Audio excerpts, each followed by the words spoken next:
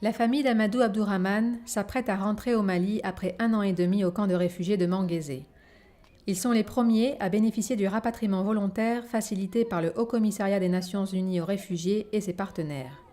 Ils sont 250, regroupés en 52 familles, à avoir fait ce choix à Manguézé.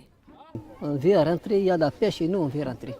On a fait 1 an et demi de sécurité et maintenant il y a la sécurité. On veut rentrer, c'est tout. La première des choses que je vais faire, c'est d'essayer de rencontrer ma mère d'abord, et puis mes oncles, mes parents que j'ai laissés là-bas, et rejoindre ma concession, ma maison.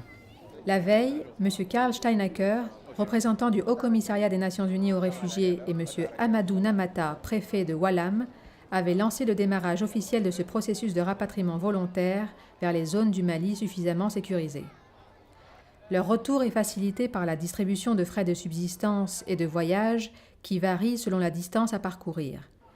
Ils échangent leur attestation de réfugiés contre un formulaire de rapatriement volontaire servant de document de voyage pour le passage à la frontière. Les demandes de rapatriement sont examinées au cas par cas en fonction des conditions dans les zones de retour au Mali.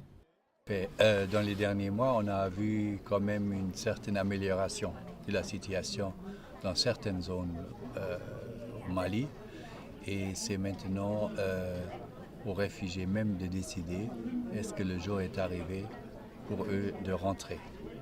Alors les chefs des familles qui ont décidé sur la base de l'information qu'on leur fournisse, mais aussi des informations qu'ils reçoivent de leur famille, ils peuvent décider soit de rester ou soit de rentrer. S'ils décident de rentrer, on va leur fournir avec des moyens qu'il faut pour acheminer leur tente, n'est-ce pas, leur ménage, leur famille dans leur zone d'origine. Toute la famille de Amadou s'active dans l'excitation pour le grand retour à Ménaka.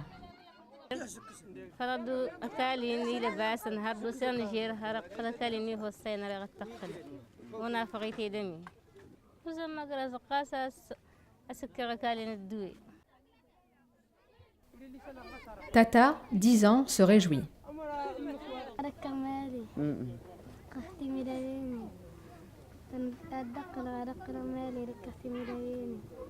Comme eux, dans les 3 camps de la région de Tillabéri, un millier de familles représentant plus de 5000 personnes ont à ce jour sollicité l'assistance du HCR et des autorités nigériennes pour rentrer au Mali. Ils sont environ 50 000 à vivre dans les camps de Tillabéri, zone d'accueil à Tawa, et en milieu urbain, y compris Niamey.